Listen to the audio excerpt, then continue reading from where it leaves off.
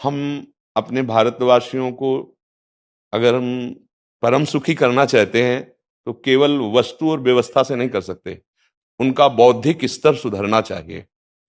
आज हमारे समाज का बौद्धिक स्तर गिरता चला जा रहा है, बहुत चिंता का विषय है।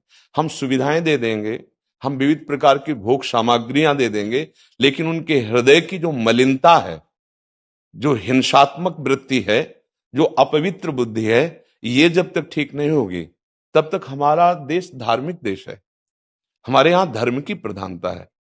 तो इसी बात को बार बार हम सबसे निवेदन करते हैं कि ये जो हमारी नई पीढ़ी है, इसी से हमारे राष्ट्र की रक्षा करने वाले प्रकट होते हैं। जो विद्यार्थी जन है, उन्हीं में कोई एमएलए बनता है, उन्हीं में कोई सांसद बनता है, उन्हीं में कोई मुख्यमंत्री बनता है, उन्हीं में कोई राष्ट्रपति या प्रधानमंत्री उन्हीं में अपने लोग भी सब थे। अब हमारी शिक्षा केवल आधुनिकता का स्वरूप लेती जाए और व्यभिचार प्रवृत्ति, व्यसन प्रवृत्ति, हिंसा प्रवृत्ति, ये नई पीढ़ी में देखकर बहुत असंतोष हृदय में होता है। इसीलिए कितनी भी शरीर में पीड़ा हो, हम प्रयास करते हैं जितने से जितने सामने हमारे भगवत स्वरूप जन आते हैं, पहले बुद्धि शुद्ध होनी चाहिए। मय्ये वो मन आदत्स्व मई बुद्धिम निवेश है, तो निवशिष्यति मय्ये व अत ऊर्ध्वम न संशया, तू मेरे में ही निवास करेगा, अर्थात भगवदानंद में। अविनाशी जीव कभी भोग विलास में तृप्त हो ही नहीं सकता। हम अगर अपने राष्ट्र की विशेष सेवा, तो हमारे धर्म का परिचय, जैसे आप जन करते हैं, धर्म का हमारा क्या स्वरूप है, हमारे जीवन का लक्ष्य क्या है। हमें जितना राम जी प्रिय हैं, कृष्ण जी प्रिय हैं, उतने भारत देश हमारे लिए प्रिय है। जैसे राम भक्त, कृष्ण भक्त, वैसे हमारे भारत देश का हर जन जन हमारा आदरणीय और पूजनीय। पर अब जो मानसिकताएं बन रही हैं, वो हमारे धर्म और हमारे देश के लिए लाभदायक नहीं होंगे। व्यसन का इतना बढ़ता स्वरूप, व्यभिचार का इतना बढ़ता स्वरूप, हिंसा का इतना बढ़ता स्वरूप, ये बहुत ही विपत्तिजनक है। अगर ये बढ़ता रहा तो हम विविध प्रकार की सुख सुविधाएं देने पर भी अपने देशवासियों को सुखी नहीं कर पाएंगे, क्योंकि सुख का स्वरूप विचार से होता है। सुख और दुख की स्थिति सत्य नहीं है, आगमा पाइनो अनित्यास, लेकिन हमारा विचार, और विचार हमारा गंदा हो रहा है। बस हमारा उद्देश्य यही है कि हमारे देशवासियों का विचार शुद्ध होना चाहिए। अगर विचार शुद्ध है तो राष्ट्र प्रियता, जन सेवा, समाज सेवा, ये सब स्वाभाविक होने लगेगा। और विचार अशुद्ध है तो सुविधाएं बहुत हैं, उनका दुरुपयोग हो रहा है। तो बस आप सबसे बड़े बड़े जो उपदेष्टा जन हैं, जो बड़े बड़े धर्म की रक्षा के लिए भगवान ने जिनको भेजा है, उन सबसे यही प्रार्थना है कि सब व्यवस्था करते हुए हमारे देशवासियों की बुद्धि अध्यात्म को समझे। बिना अध्यात्म को समझे दुख सुख की समानता बिना किए परम सुख का अनुभव हो ही नहीं सकता। इस मायाकृत भोग पदार्थों को भगवान ने दुख योनया कहा है। मानो एक बोर्ड लगा दिया, दुखालयम अशाश्वतम। और हम सब यही चाहते हैं कि लौकिक भोगों को भोगने से ही हमारा राष्ट्र सुखी हो जाएगा या हम सुखी हो जाएंगे। नहीं, लौकिक भोगों को पूजन सामग्री बना करके और साध्य सच्चिदानंद प्रभु को रखा जाए तो आनंद की उमंगन हो जाएगी। बहुत सुंदर मानव जीवन का स्वरूप है, जिसे देव दुर्लभ कहा गया।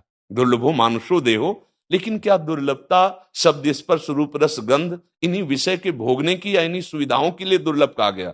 दुर्लभ है किसी सच्चिदानंद सुख के लिए। और उस सुख को तो हम भूले हुए, एकदम बहते हुए शब्द स्पर्श रूप रस गंध के प्रवाह में चले जा रहे हैं और इसी को सौभाग्य समझ रहे हैं कि हमें सुख प्राप्त हो रहा है। नहीं, हम सबसे प्रार्थना करते हैं कि आप अपने धर्म को समझिए। आप अपने स्वा को जहां जहां स्थापित करते चले जा रहे हैं, आप उसे गंदा करते चले जा रहे हैं। मदिरा में, हिंसा में, द्यूत कीड़ा में, बेविचार में, इसे दोष नहीं समझा जा रहा आज। और हमारे शास्त्र और हमारा धर्म इसको निषेध करता है। कलयुग की स्थिति बताई गई है। छोटे छोटे बच्चे व्यसन करने में लग गए। आज स्कूली विद्यार्थी जिनको ब्रह्मचर्य से पुष्ट होना चाहिए, वो ब्रह्मचर्य नष्ट कर रहे हैं। ये बड़ा चिंता का विषय है। हमारे देश के लिए जो जवान चाहिए, हमारे देश के लिए जो भक्ति चाहिए, उसमें बुद्धि और शरीर बल दोनों होना चाहिए। शरीर बल क्षीण हो रहा है क्योंकि व्यभिचार प्रवृत्ति में बहुत कमजोर अवस्था में, जैसे गेहूं की फसल है और गलेथ में काट ली जाए तो ना दाना मिलेगा ना सही भूस मिलेगा। ऐसे ही 20 वर्ष की अवस्था तक यदि ब्रह्मचर्य नष्ट कर दिया जाए तो वो गृहस्थ के योग्य में नहीं रह सकता। राष्ट्र सेवा की क्या बात है। हमारे राष्ट्र सेवा के लिए बहुत विशाल हृदय की आवश्यकता है, हमारे शरीर को बहुत स्वस्थ रखने की आवश्यकता है, तभी हम समाज सेवा, राष्ट्र सेवा। तो शरीर और बुद्धि दोनों का स्वस्थ होना बहुत आवश्यक है। तो शरीर को तो नष्ट किया जा रहा है विषय भोगों में। लोग समझने लगे हैं कि मांस खाने से हमारा स्वास्थ्य अच्छा रहेगा, हम बलवान बनेंगे। अध्यात्म बल नहीं तो तेरे शरीर की चर्बी बढ़ा ले, लेकिन तू न काम पर विजय प्राप्त कर सकता, न क्रोध पर, न लोभ पर, न मोह पर, न हिंसा पर। फिर क्या जीवन। तो इसीलिए हमारा बार बार हृदय में सबसे प्रार्थना है, जिस संत भगवान भी आते हैं कि देखो इस समय आवश्यकता विचार शुद्ध करने की है, आहार शुद्ध करने की है, आचरण शुद्ध करने की है। हमारे देश ने चरित्र की पूजा की है। रावण किसी बात में कम नहीं था।